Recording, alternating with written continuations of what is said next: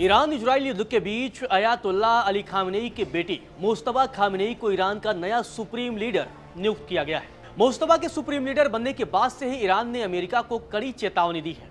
इससे पहले आपको बता दें कि ट्रंप ने भी कड़ी चेतावनी दी थी, बड़ा बयान दिया था, लेकिन अब ईरान ने बड़ा बयान दिया है और ट्रंप को दो टूक कह दिया है।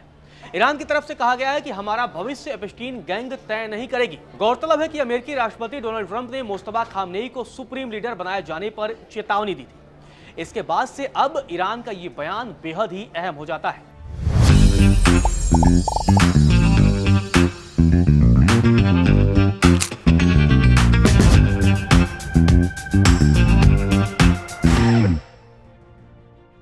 ईरान इजराइल के बीच युद्ध जारी है। ऐसे में दोनों तरफ से लगातार एक दूसरे के खिलाफ मिसाइलों का, ड्रोनों का इस्तेमाल किया जा रहा है। तो दूसरी तरफ जैसे ही ईरान में नए सुप्रीम लीडर की नियुक्ति होती है, ट्रंप का बयान आता है। तो वहीं ईरानी संसद के स्पीकर मोहम्मद बाघेर कालिबाफ ने ट्रंप का मजाक उड़ाया है और कहा कि ईरान का भविष्य जेफरी एप्स्टीन के गिरोह नहीं बल्कि ईरानी जनता तय करेगी। सीधे तौर पर यह कड़ा और करारा जवाब दिया है। एप्स्टीन के बहाने ट्रंप पर यह निशाना साधा है। वहीं ट्रंप ने ईरान में मुस्तफा खामेनेई के सुप्रीम लीडर बनने पर कोई टिप्पणी नहीं की है, लेकिन यह जरूर कहा कि देखते हैं कि आगे क्या होता है। एक इंटरव्यू में ट्रंप ने कहा कि ईरान के साथ चल रहे युद्ध को खत्म करने का फैसला वे और नेतन्याहू मिलकर करेंगे। ट्रंप ने यह भी कहा कि इस मुद्दे पर उनकी नेतन्याहू से लगातार बातचीत हो रही है और सही समय आने पर फैसला भी लिया जाएगा। गौरतलब है कि ईरान इजराइल युद्ध अब भयानक होता जा रहा है। इसी बीच इजराइल पर लेबनान के व्हाइट फास्फोरस इस्तेमाल करने का आरोप भी लगा है। मानवाधिकार संगठन ह्यूमन राइट्स वॉच का कहना है कि इजराइल ने इस महीने की शुरुआत में लेबनान के दक्षिणी रिहायशी इलाकों में व्हाइट फास्फोरस का इस्तेमाल किया था। रिपोर्ट में यह दावा किया गया है कि 3 मार्च को दक्षिणी लेबनान के योहमोर इलाके में व्हाइट फास्फोरस के गोले गिराए गए, जिससे कम से कम 2 घरों में आग लग गई। व्हाइट फास्फोरस एक बहुत ही खतरनाक रसायन होता है। यह हवा के संपर्क में आते ही जलने लगता है। अगर ये किसी इंसान के शरीर पर गिर जाए तो बहुत गहरे और दर्दनाक जलने के घाव हो सकते हैं और जानलेवा भी हो सकता है। सऊदी अरब ने ईरान के हमलों की भी इसी बीच कड़ी आलोचना की है।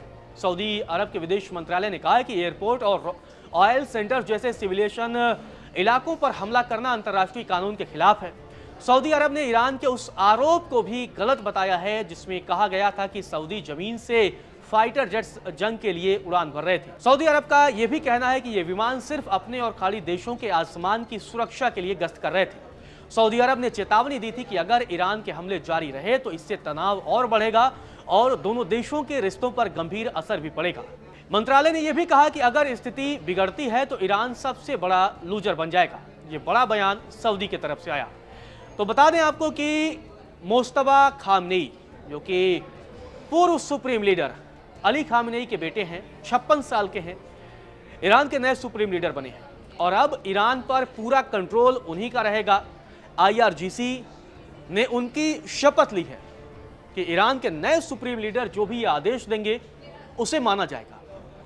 इससे पहले आपको बता दें कि जब चर्चा चल रही थी कि मुस्तफा खामेनेई को ईरान का नया सुप्रीम लीडर बनाया जाएगा तो ट्रंप ने बड़ा बयान दिया था और तब ट्रंप ने कहा था कि अगर अमेरिका के परमिशन के बिना ईरान ऐसा करता है तो ईरान को खामियाजा भुगतना होगा। गौरतलब है कि 28 फरवरी से ईरान, इजराइल और अमेरिका की जंग की शुरुआत हुई। इजराइल और अमेरिका ने मिलकर एक हवाई हमले में, एयर स्ट्राइक में ईरान के तत्कालीन supreme leader Ayatollah Ali Khamenei को मार दिया था। इसके अलावा ईरान के कई शीर्ष नेताओं का भी निधन हुई थी। उसके बाद से लगातार दोनों देशों के बीच जंग जारी है।